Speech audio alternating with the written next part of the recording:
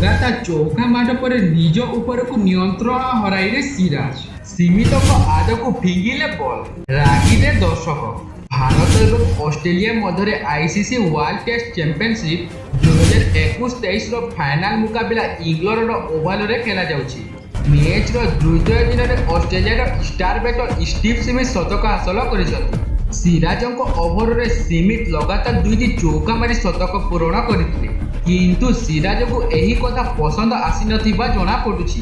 लगातार 2टी चौका खाइबा परे बॉलिंग करने निज रन पूरण करथिले सिराज, किंतु शेष समय विकेट सामानरू हटि जाइथिले स्मिथ। सही बॉल खेलिबा पई स्मिथ प्रस्तुत नथिले, किंतु सिराज रागरे बॉलटी को स्मिथ आड़ को फिंकी देइथिले।